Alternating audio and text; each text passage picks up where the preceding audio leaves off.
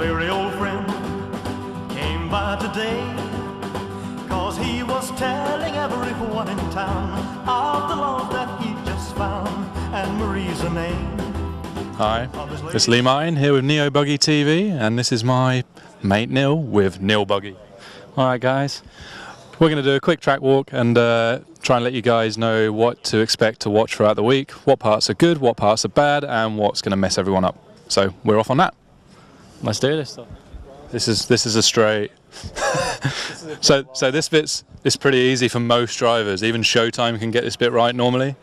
You start at one end, and the idea is to finish at the other without crashing. So you've got to go really fast because they've got a speed gun. So yeah, there's no backing out early. You're missing your apex, but at least you're doing 60 kilometers an hour, as Can I proved. Yeah, we just take a small, slow walk down. The pit lane's actually pretty grippy. They've used some kind of felt, and it's pretty twitchy coming down the pit lane. Although you've got a nice little line down the middle to make sure you know where the middle is, and you're going to try not to rip a wheel off. Right hand side, man. You got to drive on the right side. So we go into turn one, and because of the jump straight after it, you want to be running like a couple of meters wide, just so you can make that double. I mean, I'm not too sure about the finals. I think this first corner is going to be chaos, but the optimum line is maybe 2 meters off the apex, just so you can clear the double, no problem. And back to Leroy. And yeah, just after the double now, there's our first hole appeared, which I for sure didn't think we'd see a hole on this track, but it's basically gone down about 1 centimetre to concrete. that's concrete there, so that's about as much deterioration as you're going to get, I think, on this track. This right here, I mean, it doesn't look like anything, but this is down to concrete already, so you can see the thin layer of dirt they put on. I mean, the dirt anyway they've put down is really hard and really abrasive, and yeah, as we're down to that already, it's not too dissimilar, to be honest. All right, this is a little, I mean, this looks like a nothing jump, but if you hit it a little too hard, it does give you a bit of a kick, and it throws off the whole next corner. So not too fast over this, nice and level. Then you get to I mean, I think it's just the wooden section. I don't know what to call this, but wooden slats, but basically not too tricky, but you can't go too fast, or you're flipping straight off the side of the track. But it's a pretty straightforward section. Nice and tight, and then it's balls out to the raised hairpin at the Nova Rossi hairpin, as I'm now christening it. And I think I'm going to let Lee take that one for you. So we hit this concrete corner table, which we all think's concrete, but actually they've just painted the dirt blue. So for most people, this isn't concrete. I think the paint's holding up pretty well, to be honest. Yeah, the paint's done good. I mean, it's I think they should paint the whole track blue. Why not?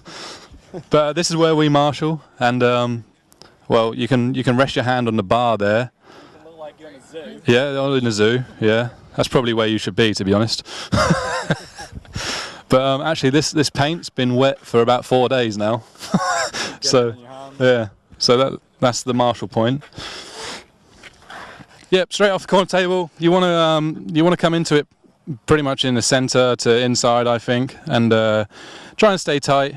But mainly, you want to be on the gas as early as possible. As soon as you start to hit that downslope, I'm full chat, and I'm pretty sure most people are full chat into this next corner. Whereas this section is actually a little tricky from the driver's stand, because as Phil looks at us now, you kind of see you come out the corner and you want to stay tight to this pipe here, and you naturally do. But early on, people were running way too far left, and yeah, coming through the grass. But yeah, on this one, it's a nice little right-hander.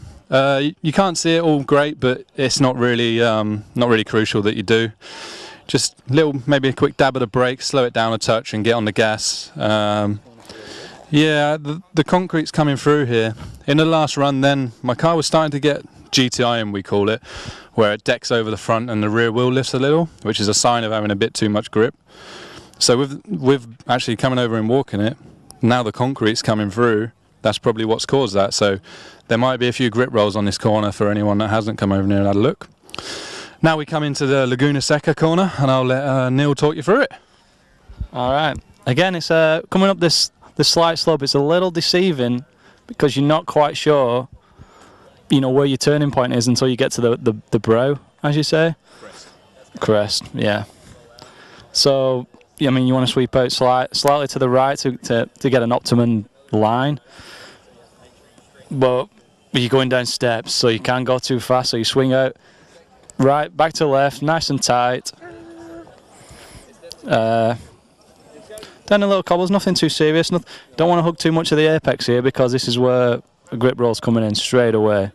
I've done it a few times myself. Just tried to get too much curb and straight over, and no Marshall, obviously my practice. So you're losing about 10 seconds. But this is pretty much it's a pretty slippy bit of the track. I'm going to be honest. Everything else is super grippy, but the cobble section and the pavement section is actually pretty slippy. I think different type of pavings have different grip, don't they? Yeah. So the first ones have a bit of grip, and then you're drifting a little on the way out. Yeah, that's right. So it's all about momentum. All right, yeah. So we're coming off the pavement. It's actually pretty slippy, but you know you can ride quite a lot of curb. To be honest, it's more than what you think. F1 style, all the curb. And we're coming back past the driver's stand to the fast roller, which Lee's going to explain for you. Yeah, we're hitting this thing. I mean, we're full chat up to this. Absolutely full chat.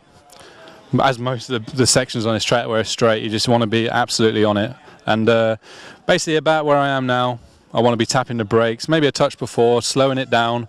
Otherwise, you're ending up way over there somewhere. Yeah, I mean, if you're cool, you can bubba scrub it and, you know, get up here and then you just whip it a bit sideways. You're not making any time, but you're making yourself look cool, and Phil likes that sort of thing.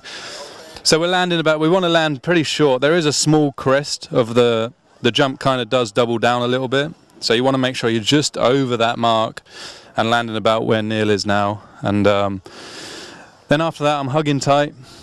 And then you're hitting the triple section, which is a double single. And basically, you can hit it pretty hard.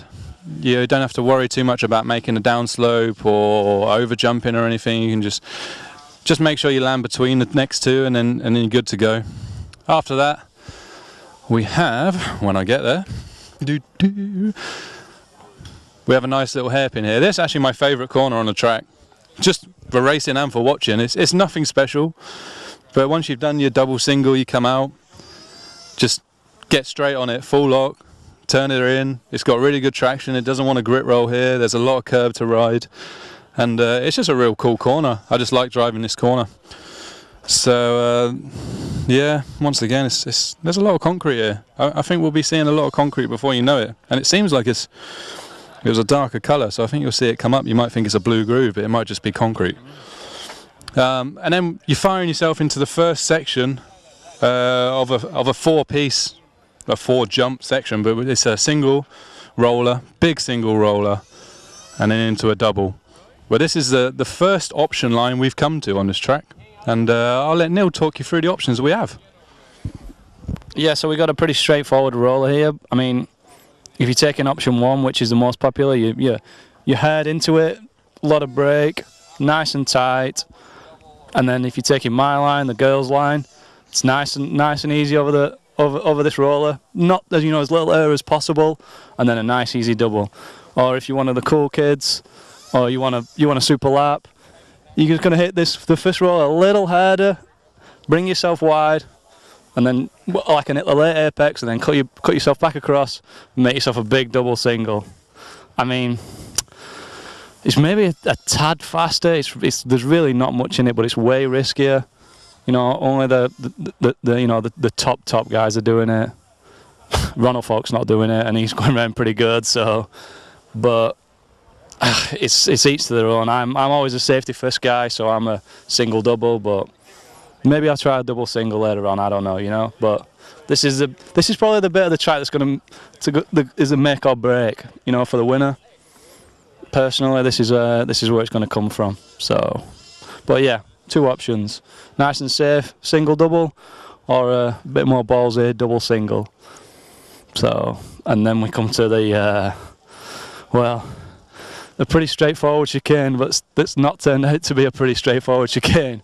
You know, I'm going to let Lee talk you through this one. So once we've done our option part here, we come into the chicane, which generally on most tracks this is easy. This is no problem. But on this track, it's probably the most place you'll see a car crash. Well, actually second. We'll get to the first one in a minute. But out of here, you're coming in, you're landing your double or your single, you're squaring up and you're just punching it through. Like you would most chicanes, if it's got a straight line, you're aiming for it.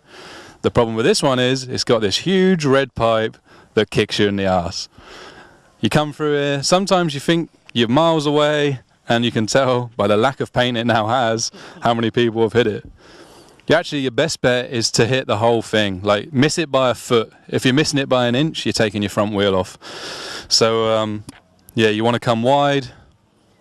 You want to be fast as you can. You want to keep it in. You want to drive through there like a straight line and be fast, but you're going to hit it at some point and you could possibly break your car. So my advice, or my reckoning of it, is I'm going to square up quite early and just drive through smooth. And then aim towards this pretty cool jump up here. I like this jump. It kind of messes you up sometimes, but it's pretty cool. You can come in after you've done your chicane, which you're generally going to be pushed a little bit wide anyway. The first section of the jump is just a normal kicker, and then it's got a real cool off-camber downslope. And you can kind of hit it pretty hard and land, or you can take it slow and get a lot of drive out. The only problem with it sometimes, where you're halfway around the corner, you can end up on the grass and trying to hit the marshal in the ankles. But, you know, as long as you make him dance, it's at least something satisfying. So, and then we're heading down to the cobble section where Mr. Cragg will take over. Yeah, as Lee said on that corner jump, it's a pretty straightforward jump, but it is quite easy to over jump it. It's, you know, it's nice and easy, nice and short, and drive down. And yeah, you come to the cobbled tile section. I don't know what to call it, but this is quite. Yeah. Some pikers have done some, you know. Well, you know. So yeah, you come in and you'd expect, from what we normally see, you come in, brake, loads of traction, little bit of grip roll, and away you go. But this is actually one of the slickest part of the track. You come in, if you brake, you try and brake it on the concrete or on the dirt, but if you end up braking too late, you end up just jumping straight off it, running wide, losing time. So this bit for me is a kind of take your time coming in, make sure you're slowed down quickly, nice tight apex, try and stay, you know, a foot away from the corner, which is pretty hard. If you want to do some DIY, you pick that up and screw the pipe back in. Good tips. So yeah, not enough traction coming out because we've got a different pattern of patio slab. Crazy. A little bit more abrasive, so more traction. Nice little hop out. All right, yeah. So nice and tight out of this corner, and we come to the. This is going to be the make and break of the final. I think this is going to decide who's world champion and who's a nobody. So I'm going to let Lee talk you through this one. So this was the first day mayhem maker. This thing, so many people crashed on this jump on day one that it was ridiculous. So first we look at it. The first thing you want to take into account is this isn't a straight jump.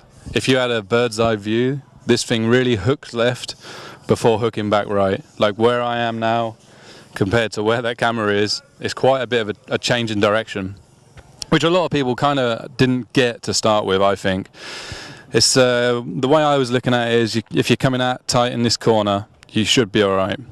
But a lot of people seem to be coming in thinking, yeah, we'll just hit this jump flat out and see what happens, and ending up way over there in the grass. Well, Phil, look where the Marshall point is now. that Marshall point was way closer until a few people got killed. So I mean, the marshals, that's a danger area for them. But yeah, a lot of people coming in. Phil looks from where I'm looking now and comes up here, and you know, the straight line, the racing line is off the track, which most people tried. So once that, we've got this huge kick on here, which is a concrete kick. A few people were saying it would wear out. Yeah, that's concrete. So that ain't wearing out. So Yeah, people were doing that, and then once they were getting wide, they were freaking out a little bit, hitting this way too hard. The rear end of the car was going sky, and then it was just a mess. I mean, there's a few videos floating about of how many times people got it wrong, but once you've made your way over that, then you land on the first bit of AstroTurf on our track. And to be honest, there's not really much of a downside to this, and not many people have hit it. You're coming at it quite fast to make it, and you're not really getting much height. So you're not really hitting this downslope. So once you've made this, assuming you have, without killing someone, you're then aimed with going onto the straight, which sounds fine until the first time you do it and realise there's a big bump here. Which, if you take it too fast, you're ending up over there in the banners. If you go too slow, you're just doing a slow lap. So key is making the jump, trying to stay on line, not hitting this too hard, but being just on the edge of crashing, and getting over onto the start of the straight for a fast lap. And that's about it. I'm not really sure where the loop is. Where is the loop? Is it that? Yeah, that's probably it there. Yeah. So I think that the start line is here. I'm not 100% sure. But if it's going across here, a lot of people end up crashing here, which can kind of basically, you know, in qualifying it's not so much of a big deal, but if you're doing your seeded practice runs and you come and you crash here, you've not only kind of wrecked that lap, you've wrecked the lap you're starting too. So it's quite hard. We're doing 3 consecutive laps today. It was a little bit tough to get 3 in with a few of the traffic runs and stuff. A few guys looking fast, usual guys, David, Ty, Drake's looking pretty good. Things to look out for on a track. What do you know, people are going to be watching this through qualifying and the finals. What do you think there is to look out for? What's going to happen? Where's the points that people are going to crash or possibly break their cars? Well, there's maybe 2 or 3 points that you're looking at. The track's pretty straightforward, except for the option lines, the death chicane, and then the double coming onto straight is the make or break. It's simple. Everything else is pretty straightforward. And it's good fun, to be honest. I mean, a lot of people come into the meeting, they were really worried about the track. You know, people weren't too sure about the surface, but this is probably the best part of the meeting so far. The track's been really good fun to race on. So, yeah, I echo that. I think, a lot of people were like, oh, what do you think the track's going to be like? To be honest, I never really had any doubts that the track would be pretty cool. Even if it goes to the concrete, it's going to be consistent. It's going to be pretty good racing. I think something to look out for, not so much in qualifying, but come finals, is guys' tyre wear. Tyre wear seems to be pretty high so far, with some manufacturers having more tyre wear than others and struggling to find tyres that will cope. Especially if we start getting more concrete up, I think that's something to look out for in the longer finals. So, you know, keep your eyes out, have fun watching, and I'm sure you'll hear from us when we spaz up all through qualifying. Yeah, me too.